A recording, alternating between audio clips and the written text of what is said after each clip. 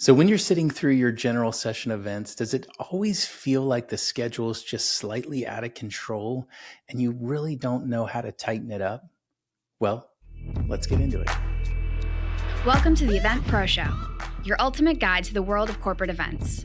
Whether you're a corporate event planner, experiential marketing pro, producer, technician, or anyone involved in creating exceptional events, this podcast is your go-to resource for valuable insights, expert tips, and inspiring stories from the industry's leading professionals.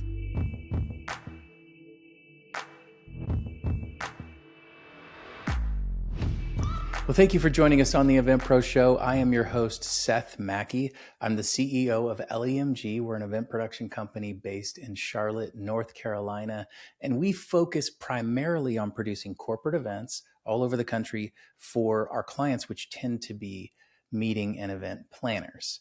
And welcome to part 4 of my 4-part series of designing a better general session. Congratulations, you made it to the last episode of this series. And so in review, part 1 that you can catch at theeventproshow.com right now, you can catch part 1, where I talked about 5 AV decisions that make or break corporate event general sessions. Part 2, I talked about how to make your general session look high-end. Part 3, I talked about event lighting, screens, and cameras explained for corporate meeting planners. And in this 4th episode, I'm going to be talking about why rehearsals are the secret to a successful corporate event. Now, I know that I'm preaching to the choir to some of you, but there is always a group that is learning something new. And I think rehearsals are always worth talking about. Even if it's something that you have done before, it's something to review. I know there are meeting planners out there that they do a bunch of work, like a lot of these issues I've been talking about, but you do a lot of work planning, but you get into your general session and it always just kind of feels like you're flying by the seat of your pants, or you're flying through the run of show just slightly out of control. And you're never exactly sure how each segment of the show will turn out, or even if you'll end on time. Like you're always kind of doing the math of like, oh, do I need to compress the break, or do I need to extend it? Or, what do I do if we go long? And there is a way to add a lot more control to your life if you're not already doing rehearsals. And so I want to get into it a little bit. It's worth talking about. It's worth reviewing, because it really can save a lot of grief on site. And as I've told you through this entire series, there's a lot of ways that a production professional could advise you about designing better general sessions. But I've decided to kind of keep my advice focused more towards doing more at your events, how to improve them, while remaining within your current budget. I know that budget is always an issue. So that's my mindset here. I'm trying to think of ways that I can share with you to improve your events that don't necessarily cost a ton more, that you can get more out of your events. And so from the AV partner perspective, if you think of all the great events, shows, concerts, programs, anything that you know and love, like from your favorite artist or TEDx speaker to even large scale events like the Macy's Thanksgiving Day Parade or the Super Bowl, every single one of them relies on rehearsals. Rehearsals is huge for events like that. There's very few large scale impacting events that happen without rehearsals.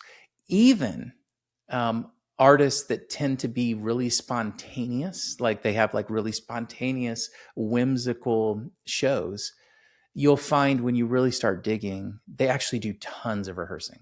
Rehearsing is kind of the secret sauce. So if that's the case, why can't we take that same concept? Why can't we learn from entertainment events and plug that into corporate events and take some stress out of your life? So I'm going to talk about a few actionable tips on how to take control of your run of show.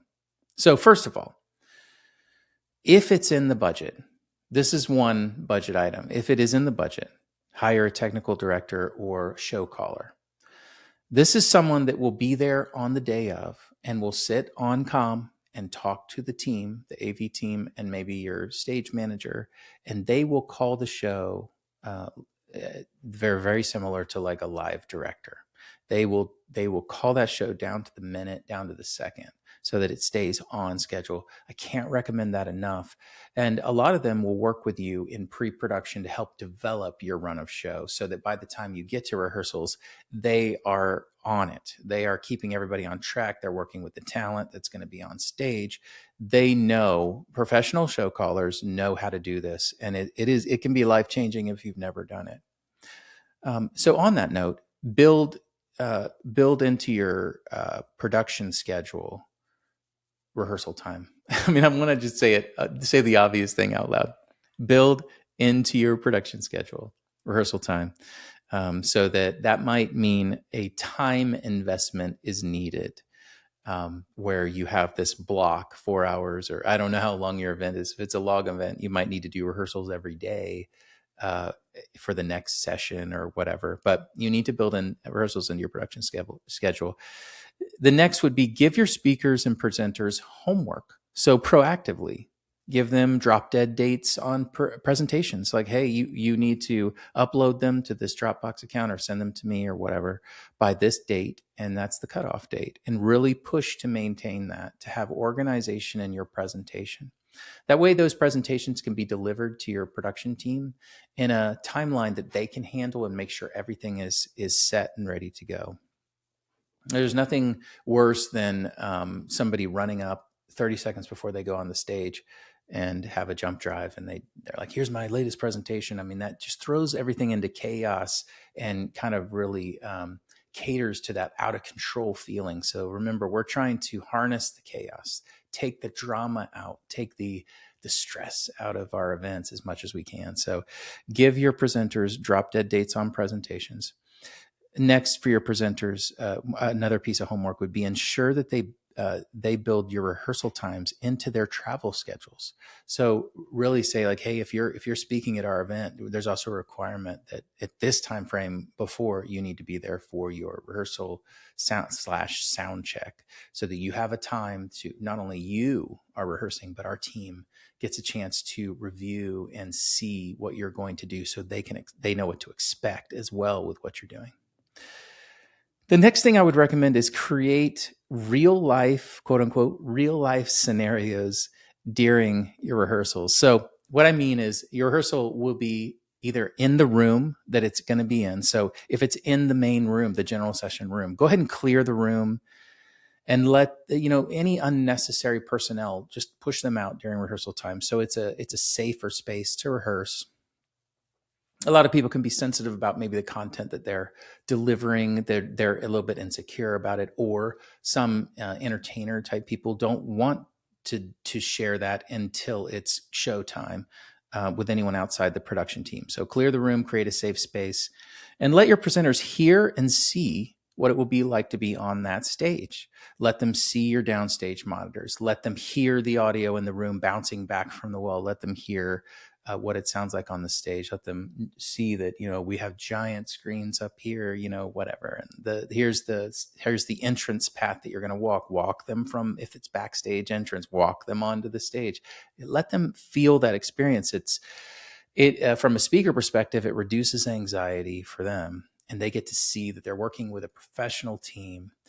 And if once that happens from a speaker perspective, they can deliver a better product on stage for your attendees. So you're creating a better experience for everybody and knowing what to expect. And if it's not possible to create that space within the main room, go ahead and create a smaller space somewhere else on property. And I've seen this done several different ways, but a lot of times it looks kind of like this. There's a small room that there is the same technology set up. So they will have maybe a TV in there that will represent what the main screen in the main room will look like. There'll be a little downstage monitor that'll represent what the downstage monitor looks like in the main room. And they will have the same type of clicker, they're clicking through their slides, so that they can rehearse what the experience will be like in that space too. So that's plan B if you can't have the main room for them. But at least you have a space where they have a time to think about their presentation and what that looks like functionally once they take the stage. The next thing I would recommend is brief all on-stage participants on what is expected of them. And that's another one that sounds obvious, but make sure you're taking time to say, okay, at this time, I need you in the green room area backstage. And then once that happens, we're going to do this. I don't know, maybe you have a makeup artist or something. You're going to go ahead and have makeup. Be sure that you're dressed and you're ready to go at that point, because you'll be 10 minutes out at that point. And then at 1 minute, we're going to take you to the entrance to the stage, backstage, and then we will introduce you and you'll walk on stage. So just kind of talk them through what is expected of them. Hey, there's a timer down there. You have 25 minutes. We really need you to be aware of that time. If you go over the screen, if you go over that 25 minutes, the screen will turn red or something, and that will be your indication that you need to wrap it up. You're done with your time. Just talk through what's expected of them so that they can stay on schedule with what's expected. I think a lot of times we plan things, but we fail to communicate to the actual people that are supposed to deliver on those things, So make sure that we're communicating with them.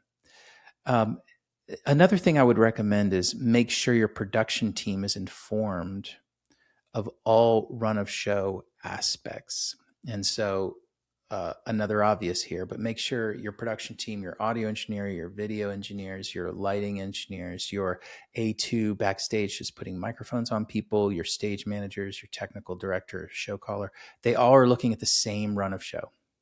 And that can be as simple as printed out run of show that they all have a copy of, or some other digital version of it that they're following along on their devices. But we're all looking at the same copy and we're all following along. So that's very important. And it's the run of show that maybe your technical director is actually calling from. So on that note, ensure that your AV team has a cue-to-cue rehearsal pre-event. And a lot of times rehearsals with your talent is already done, but a cue-to-cue is the technical director talking to the AV team, and they're going to literally go from every cue that they're going to call. So I need lights to be video lights now, video roll, go. They're calling it, this is the cue, go. And then, okay, video's about to end, house lights up. We're going to keynote speaker look 1, go. And there's a cue to cue to cue. That adds incredible clarity for the production team and would be kind of like what wraps up this rehearsal sequence that you're doing for every one of your sessions. And if this is something that you're not doing, I guarantee that if you start doing this, your events will start tightening up, and a lot of that stress and a lot of that runaway feeling that the show's getting away from me, and oh no, we're not going to have enough time for a break, or not enough time for the last speaker, everybody's got to go catch their flights. You can really start taking control of your sessions if you add rehearsals into it. So if you're struggling with having a tight, well-produced events and you're not rehearsing, I can't recommend investing in rehearsals enough. It's truly the difference between an event that seems amateurish and professional.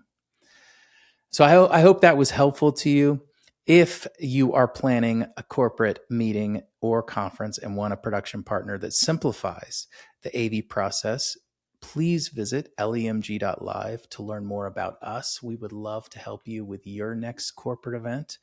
And if you enjoyed this series, or the Event Pro Show, you can go to theeventproshow.com and catch all of our back episodes where I will either be doing a solo episode and I'm sharing tips on how to get more out of your AV partners as a planner, or I'm introducing you to an amazing events professional that in some way, shape, or form touches corporate events, and you need to know them. They're just fantastic people. I've had so many great interviews in the past, and there's so many great ones coming, so be sure to follow us. But either way, thank you for sharing your time with us, and we will see you on the next one.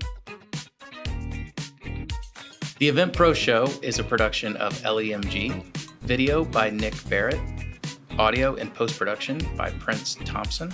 You can learn more about us at lemg.live.